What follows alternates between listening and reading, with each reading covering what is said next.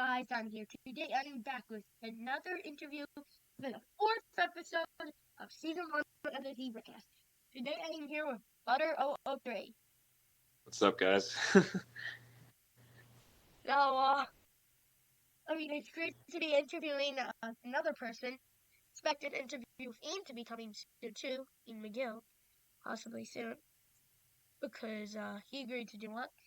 But season 5 will be ending possibly after next episode. So stay tuned to interview Ian if it good one. And hopefully I will start season 2. And this season's been mostly man and dog, but it doesn't matter, there's still been some for teaching. So, the first question for Butters is I'm pretty sure they said you were in it too with like the Tony's ears stuff. Like, were you in it too with everything with like Tony's ears and all that? Yeah, I guess I was. I mean, I didn't really make videos about Tony's ears, but I was involved with that. I helped make the video on Connor's channel about Tony's ears, the music video. I edited some of it. The Peaches one? Yeah, that's the main Tony's ears video that we usually refer to. And I made a meme while we were up there. Like I was in the videos when Connor would touch Tony's ears. So yeah, I was definitely involved with that. I mean, yeah, the Tony's ears. That video is so funny. Mm-hmm. Like, I forget if it was, I think it was the one with him, where we, like, a video just randomly came on when I accidentally clicked on shorts on YouTube. So we, like, mixed that with the Tony's Ears Peaches song, and I just started screaming, Tony's Ears! I don't think I've seen that. Good interview. That was a good one. That was fun. I mean, that one, and the one of Android, they kind of just turned into, like, just talking for part of them. Okay, next topic, 7.0. Mm-hmm. How were That you was involved with 7.0? well, that was the only Christmas edition I've been in. I was also the one who told Gabe, like I was the reason Gabe was able to be in it was because he really wanted to be in a Christmas special because he had all those decorations planned for it, and I had communication with Andrew and everybody, so he was like, "Can you let them know I want to be in it?" And I'm like, "Sure." So that's how Gabe ended up being in it, and Yeah. of course I had asked to be in it as well. That's how I got in, but I wasn't doing much of the decorating, but I was fixing stuff behind the scenes, and that was a crazy night that filming that video. I guess part of my involvement in it was that the Wonder Bear suit at the end. That's me in that in the train that goes around. That was me in the Wonder Bear suit, and we were fixing Hank up. But yeah, I didn't really do much decorating, but I was involved with 7.0. That was a lot of fun. Okay, third question. It's basically the same thing, but it's basically very similar, but how did you meet everyone in 7.0? Everybody who was in the video? Yes. Yes.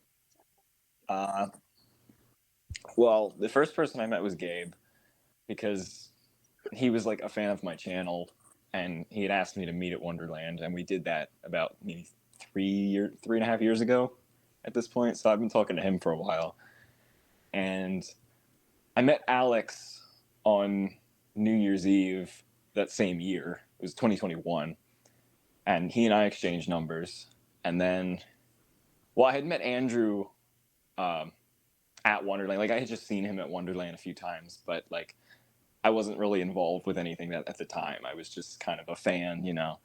But over time, like once we got my drum set involved, like I ended up moving closer to Ocean City, so that was how we were able to get me. That's how I was able to become part of the videos and stuff, and I got to know Andrew and Ian through that. It was mostly because I had exchanged numbers with Alex, and he and I became friends, and so that's how I met them. And then Uh, the only other people who were in 7.0 were Jason and his mom, who we met just through. They were coming to Wonderland throughout summer of 2024 and watching us work. So they asked if they could be in it too. So that's how they were in it. And then there were a couple people there that were, because we were open that day, and we just stayed late until we were closed and into the night. In fact, I think it was probably like 2 a.m. by the time we were done filming it. A couple of people who were at the pier ended up staying up there with us and watching, so they got to know them too. So that's pretty much how I know everybody. That's pretty cool. Just a question, but did your Discord messages going through? No, I couldn't. Phew. I actually did hear a Discord. I heard a Discord message in Andrew's interview. Just one though. My friends are texting on Discord. Oh, okay. Well, I can't hear him this time. Good. What? I know what you made. You made clothes and stuff, but did you do anything else on the Man and Dog? Well, I redid Tony's mask and Henrietta's mask. I redid all the fabric on those. Those are probably the biggest things I did. So over the time we were making Wonderland 3, which was like throughout winter and spring of 2024, I got permission from Andrew to take characters' masks home and work on them. And I ended up doing it with 4 out of the 5 characters. I just didn't do it with Bubba. But in early March, Andrew said he'd be okay with us replacing all the fabric on Tony's mask. So he let me take it home. I replaced all the fabric, brought it back. And then I think Rocky was next. And all I really did with him, I brushed all of his fur. I replaced some of the stuff around his eyes and his mouth and his ears and stuff. I just re-sewed a lot of stuff, and I redid his neck and bandana. And then I did Henrietta, who I did basically the same thing as Tony, where I replaced all the fabric on her head, redid all the makeup. All I did with the feathers, I used the same feathers. It's still the same ones, but I remade the hat and redid the beak and everything. And then Hank, he ended up getting all new snout fabric, which I don't know if a lot of people realize that, but his nose was really worn out, so we wanted to redo it. And I'm like, well, I instead of like putting fabric over it, I'm like, why don't we just make a new one? But when I ended up taking the old one off, it was super glued to the fur, so I had to really cut it off. So it ended up having a hole in it. So I ended up just replacing all the fur because I ended up getting the extra fur that kept. They kept the Hank, all the extra fur from 2000 in Wayne shop. So I had Hank's fur. I actually still have it. It's in the drawer right next to me. You mean the bin or a drawer? It's in a drawer. I have some stuff in drawers. So all of Hank's extra fur is at my house. So, I redid his snout and redid the ears and put more straw on the hat. And then the only work I did with Bubba was I didn't take his head home with me. Unlike the other characters, I just redid his ears, and I actually made him a new hat. I don't know if people realize that the hat Bubba's wearing is a new one. He's had it since I think May, like April or May. Have you ever met any CEC YouTubers or any YouTubers with over 1,000 subs besides like Andrew? I met Crow Ranaburger, who is he does some cheese videos.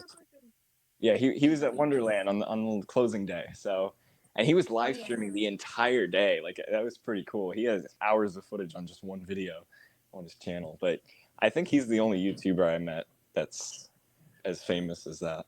Sadly, I wasn't able to go on the last day, so that's a big... There's DIY. Oh, and there's doing.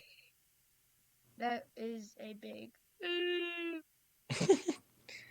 Yeah, it was fun. That was one of the most fun days I've had at Wonderland when it was open, because it was really fun going there when it was closed. That was one of my favorite things to do. But when it was open, yeah, that was huge. That was my favorite time going there when it was open. So it was a lot of fun. For me. If I made it, I would have had so much fun, probably. Not fun, but not fun. The 5th was my last day, October 5th. Oh, gotcha. Have you ever been to Chuck E. Cheese Hicksville? Hicksville? No. I've only been to New York once in my life, so I was thinking of going to Chuck E. Cheese that day, but I couldn't. So no, I've never been there. I've only been to New York once. Because it was just for my cousin's graduation. She went to college in New York, and I was there for her graduation. Which college? I actually don't remember. But it was near the Long Island area, I think. Was it Suffolk County? I have no idea. I don't think you'd be able to make me remember. I'd have to like ask. Dude, I have no idea. I don't remember what college. Text me. Okay, if I figure it out. Okay, next one. How did you get interested in animatronics? I don't know why I keep getting these mixed up. How did you get interested in animatronics? It's kind of a weird way that I really got into it. It was well, when I was little, every time I went to Chuck E. Cheese, I was always scared of the animatronics. I was terrified of them, especially the 3-stage. They really creeped me out, and they still do. Was it like ones with like cracked masks and stuff? No, I just thought the designs were creepy. Especially, I think the 3-stage I saw, which was the Wilmington, Delaware location, the Chuck they had still had Rolf eyelids, which were like tan. And when I was little, I thought they were like golden, and I thought his eyes were golden, and it really freaked me out. So I cried, and I wanted to go home. So I did not like Chuck E. Cheese animatronics. I didn't like animatronics in general. I remember seeing the Man and Dog when I was like really young, like just walking past them when going on the train. Because I've been going to Wonderland since I was born. But I didn't see the Man and Dog until I think 2012. And we just walked past them. But I remember thinking they were like the creepiest animatronics I'd ever seen. And at the time they kind of were. If you saw what they looked like in like, I think it was like 2016, 17 when I remember what they looked like then. Like with the green? Was that like the green? No, it was actually after the 90s was brought back the first time. Tony, to me, looked like a man with black eyes. And that really freaked me out. And looking at what Tony looked like in 2016, 17, I kind of get it. He was pretty creepy looking back then. I wasn't sure if it was you, so I had to go to your channel. You were the person who made that history of Bubba and the Badland Band at Dutch. Yeah, I made a couple videos about those. I saw them once. I'm planning on going again, but I've seen them multiple times. Oh, nice. I always thought they were pretty cool. I go there every year for vacation. Oh, wow. Yeah, I want to go back. I always liked that place. But how I got into animatronics. So, like I said, I was always freaked out by Chuck E. Cheese animatronics in general. But then randomly, I got recommended on YouTube a Five Nights at Freddy's VHS tape video. And I watched it, and I really liked it. And then I got into Five Nights at Freddy's before liking any other animatronics. So then, out of curiosity, I looked up videos of Chuck E. Cheese animatronics from the time that Five Nights at Freddy's takes place. And I ended up watching like some videos from like 1988 of some shows, and I actually really liked it. So then I ended up going down the rabbit hole of animatronics, which everybody does apparently. And then I wanted to see them, so I started going to Chuck E. Cheese's sometimes, and then I found the Man and Dog Bringing Back the 90s that got recommended to me, and I'm like, what is this? What does this mean? And I watched the video, and I'm like, this is about Wonderland Pier? Like, I grew up going there. I loved that place. And then I thought the video was awesome, and then once I watched part 2, I was like, okay, I'm invested. I love this. So I'm invested. Count me in. Yeah, part 1, I was just like, well, that's a pretty cool video. It's cool to hear from somebody who grew up with the same thing I grew up with. But the second one, I'm like, okay, this is awesome. I need to be a part of this. So that's what got me interested in animatronics. Yeah. It's Five Nights at Freddy's. Sadly enough, about Bubba and the Badland Band. Sadly, this year when I went to Dutch, they were off. They weren't even on? No. Dang, I wonder what they're gonna do with them because they've been kind of, worsening.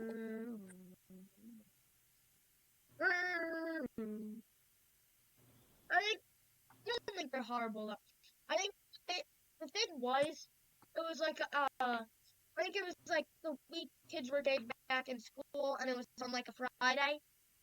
So like I guess they didn't have showtime. They had showtimes planned, but then I think they took them off the board. But I think they're still gonna keep them though. I think it was just because like kids were back in school that weekend that we went, and they were closed the whole week except for the last day we were there. So. That can make How many sense. times have you been to Yeah. Dutch? Once? What's that? Once you've been there? Yeah, I went there October of 22. What was your favorite ride?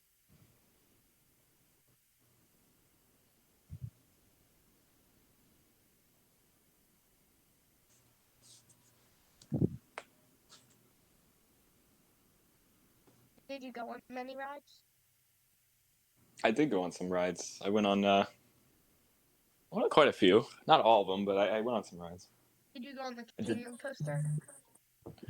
I think so. The it's like a blue roller coaster, right? Like the one where you're kind of upside down, you're hanging on the bottom. Oh, Merlin's Mayhem? Yeah, I went on that one. I don't think I went That on any one other was roller it. coaster. Do you like sports? No. Because the day I was there too, even worse, while I was on the monorail, I figured out a hockey player that I liked passed away. I'm like, Okay. this is one of the best. This was such a good day coming back to Dutch. Yeah, first, Bob and the Battle Band would play. At least I get to, at least I saw Duke. But Bob and the Battle Band would play. You saw the Duke mascot? The hockey player I like, named Johnny Gaudreau passed away. Like, I learned that. Like, what? Like, you want me to have a bad day? That's unfortunate.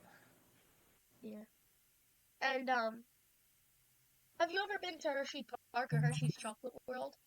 Yeah, I've been to those. Yeah. You've been to Hershey's Chocolate World? Yeah, a few times. Have you ever been on the ride? Yeah. The The animatronics are the chocolate best. thing. Yeah, I actually was there not too long ago. They're pretty cool. I went there this summer too. I call it the Hershey Dark Ride. What's your favorite ride at Hershey? I like the Super Duper Looper when I went. Oh, my sister likes that one. After going on basically every single upside down coaster there, they're basically going on them all. And I went on Super Duper Looper basically last. I'm like, this is just annoying. I started my neck forward. I'm like, let me go back on Wildcat Revenge, buddy. Because at the time when I was going there, I was too scared to go on the big roller coasters. Now I wouldn't mind. I would go on the big ones, but at the time, Have you ever been on Wildcat Revenge? No, I haven't been to Hershey since I've been not scared to go on roller coasters. I went to Dorney Park one time and went on every single roller coaster in one day. So if I can do that, I could go on all of the Hershey ones. But I never have. I only went on Super Duper Looper pretty much.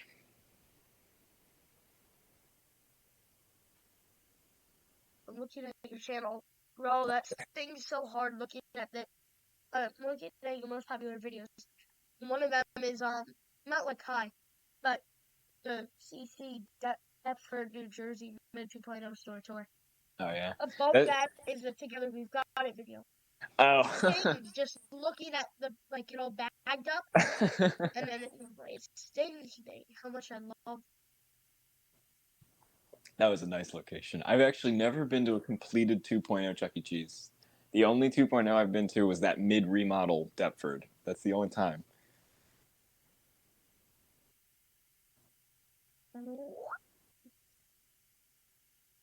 Yeah. I mean, you could go if you wanted, but that sucks.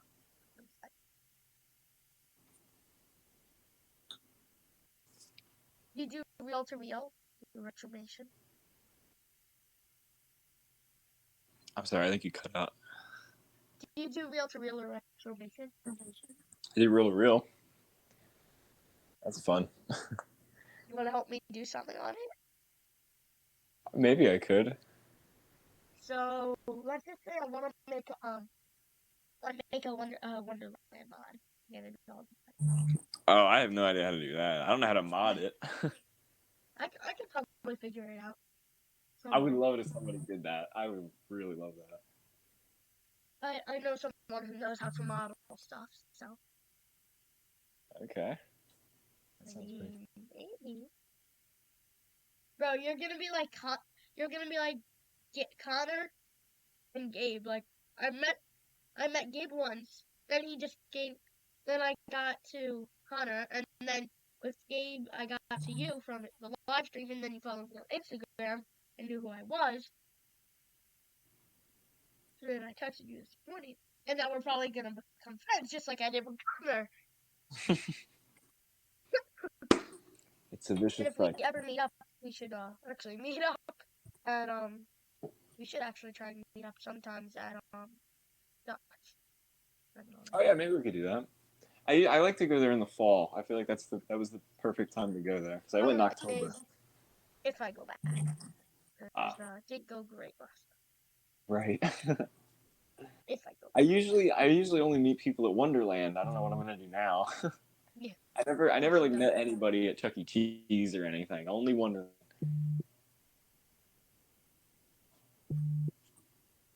I mean, sad that Wonderland closed, but like, what a run it had. That was for a while. Did Andrew work at Wonderland? I gotta ask him this. But didn't he work at Wonderland while the stage was like green in 2013? Well, yeah, because he's the one who changed it. Yeah, he started working there in early 2012, and then he didn't repaint the stage till 2015. What a disgrace.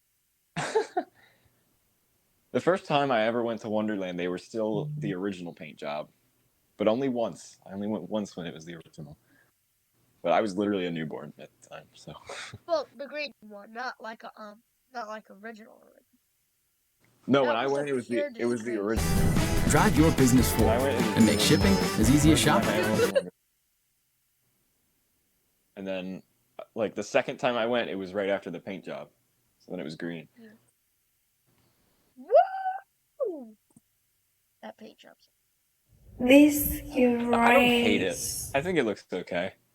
I honestly like the outfits less than the paint job from that time period. The green was a. This is right. I mean, yeah, it was a weird choice. It's definitely not the best, but I honestly don't hate it. I don't mind it. What were they doing? I really don't know why they did it. But I don't hate it. I honestly think it looks okay. But yeah, obviously the original. I don't know why they chose green. It's a weird. Here's the thing. You know how like the Chuck E. Cheese rocker stage, most of the time, like when it was first made, it was like white, and then like in the maybe early 2000s, they changed it to kind of like pinks and greens and yellows and stuff. I actually think the colorful version of the rocker stage looks better, but with the Man and Dog, it's not the same. You know. I feel like for Chuck E. Cheese that works. Wait a second. I just saw it. Man and Dog. Could it have been a rocker stage or C stage? Well, not in the time period they were from, no, because Awesome. Well, the reason the Man and Dog even exists is because of a Chuck E. Cheese that closed during the bankruptcy in like 83, 84. And they didn't invent the rocker stage until 87, so they wouldn't have gotten one. But it would have been cool. Did they have gotten stuff from it? No, because they wouldn't have, because they were already closed. No, I mean, like, could they have bought stuff from another one that possibly closed? I guess they could have. I don't think they did. Well, that's not impossible. We gotta make a video of we should make a collab of Bubba and the Badland Band. Yeah, when we film them. I can go through my parents' camera roll. I think my last video on them is pretty accurate. I think there's a comment on there. Somebody had asked me to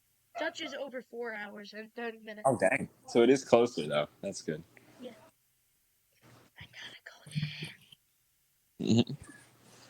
Yeah, I tell everybody to go there. That place is so cool. The Wonderland guys are probably going to go there sometime. Yeah. Because we're So, all guys, dude, always thinking of places to go as a group. so guys, I'm gonna end the interview here, and bye, guys. See ya. Butters, say bye. Yeah, I'll see you guys.